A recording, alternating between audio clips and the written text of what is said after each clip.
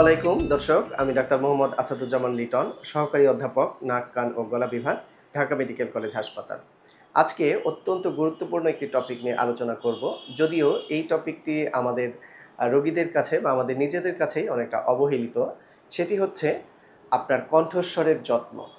আপনি আপনার কণ্ঠস্বরকে কিভাবে যত্ন নেবেন? যদিও আমরা এই ব্যাপারটাতে খুব একটা চিন্তা করি না যে আমার কণ্ঠের যত্ন নেওয়া প্রয়োজন। এই ব্যাপারটি নিয়ে আমরা কেউই আসলে ওইভাবে চিন্তা করি না। কিন্তু কণ্ঠস্বর খুবই গুরুত্বপূর্ণ একটি জিনিস। আপনি কারো সাথে কথা বলছেন, সেই কথাটি কতটা শ্রুতিমধুর বা কোন শব্দটিতে কতটুকু জোর দিতে হবে, কোন শব্দটি কিভাবে উচ্চারণ করতে হবে, এই বিষয়টি কিন্তু খুবই গুরুত্বপূর্ণ। এবং আপনার কণ্ঠস্বর ভাঙা বা কণ্ঠস্বর ফ্যাঁসফেঁসে, কণ্ঠস্বর কর্কশ এটি নিশ্চয়ই কারো কাম্য নয়। এজন্যই আপনার কণ্ঠস্বরের যত্ন নিতে হবে, যাতে এই কণ্ঠস্বরটা স্বাভাবিক থাকে, এই কণ্ঠস্বর শ্রুতিমধুর থাকে। বিশেষ করে যারা প্রফেশনাল ভয়েস ইউজার, যাদের কণ্ঠ দিয়েই মানুষের মন জয় করতে হয়, যারা অভিনেতা অভিনেত্রী আছেন, যারা কণ্ঠশিল্পী, যারা রাজনৈতিক ব্যক্তিত্ব, যাদেরকে বিভিন্ন মঞ্চে ভাষণ দিতে হয়, যারা আবৃত্তিকার, যারা অ্যাডভোকেট, যারা এই ধরনের পাবলিক সার্ভিসগুলোর সাথে আছেন, যাদের সবসময় কথা বলতে হয়, কণ্ঠের উপর যাদের কাজ, এই প্রফেশনাল ভয়েস ইউজারদের জন্য কিন্তু কণ্ঠের যত্ন আরও বেশি জরুরি। আপনি কণ্ঠস্বরের কি যত্ন নেবেন?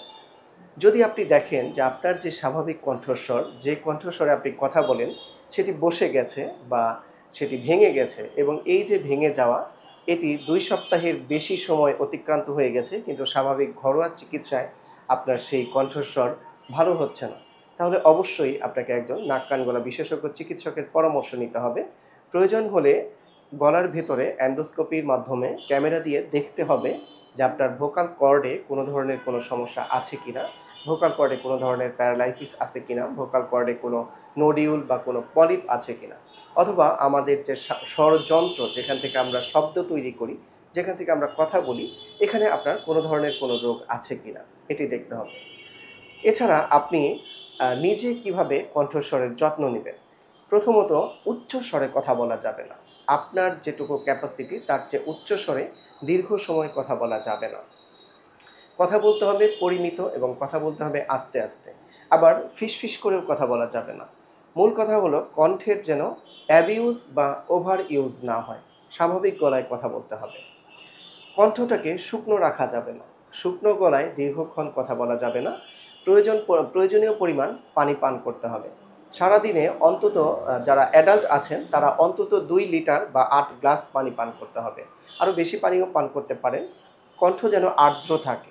শুষ্ক গলায় চিৎকার করে কথা বলা যাবে না। যারা গানের শিল্পী আছেন তারা অনেক লম্বা সময় যদি স্টেজ পারফর্ম করতে হয়, তাহলে অবশ্যই সাথে পানি রাখবেন। ১টা ২টা গান গাওয়ার পর একটু পানি খেয়ে নেবেন, গলাটা একটু আর্দ্র করে নেবেন। এছাড়া যারা ধূমপায়ী আছেন তারা তো অবশ্যই ধূমপান পরিত্যাগ করবেন, অ্যালকোহল পরিত্যাগ করবেন।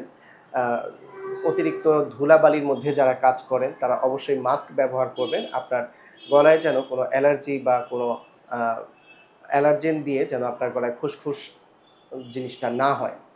এছাড়াও অতিরিক্ত গলা খাকারি দেওয়া বা গলা পরিষ্কার করা, এইভাবে বারবার গলা পরিষ্কার করা যাবে না। যদি আপনার এই ধরনের সমস্যা থাকে যে গলায় কিছু আটকে থাকে বা কথা বলার সময় এভাবে কাশি দিয়ে কথা বলতে হয়, গলা পরিষ্কার করে কথা বলতে হয়, তাহলে আপনি একটু মিউকোলাইটিক এজেন্ট ব্যবহার করতে পারেন। মিউকোলাইটিক এজেন্ট ব্যবহার করলে যে সিরাপগুলো আছে, এই সিরাপগুলো খেলে এই যে এই মিউকাসটা লিকুইড হয়ে কাশির সাথে চলে আসবে। কিন্তু বারবার গলা খাকারি দেওয়া যাবে না বা কাশি দিয়ে গলা পরিষ্কার করা যাবে না। তাহলে আপনার ভোকাল কর্ডে ইনজুরি হতে পারে। এছাড়াও অতিরিক্ত তৈলাক্ত খাবার, অতিরিক্ত গরম চা কফি বা অতিরিক্ত ঠান্ডা খাবার খাওয়া যাবে না। তাহলেও আপনার স্বরযন্ত্রের সমস্যা হতে পারে। যাদের আপার রেসপিরেটরি ট্র্যাক্ট, নাক থেকে ল্যারিংস পর্যন্ত বা শ্বাসনালী পর্যন্ত যদি কোনো ধরনের কোনো ইনফেকশন থাকে, তাহলে অবশ্যই সেই ইনফেকশনের চিকিৎসা নিতে হবে। যদি সাইনোসাইটিস থাকে তাহলে অবশ্যই সাইনোসাইটিসের চিকিৎসা নিতে হবে। কোনো ধরনের অপারেশন প্রয়োজন হলেও আপার রেসপিরেটরি ট্র্যাক্টের যে বাধা, সেই বাধা দূর করার কোনো অপারেশন প্রয়োজন হলে সেই অপারেশনও করতে হবে। এছাড়া যদি কারো ভোকাল কর্ড নোডিউল বা পলিপ হয়েই যায়, তাহলে অবশ্যই সেটি সার্জারি করতে হবে। এই নিয়মকানুনগুলোর মধ্যে থাকলে আপনার কণ্ঠস্বর স্বাভাবিক থাকবে, কণ্ঠস্বরের কোনো পরিবর্তন হবে না।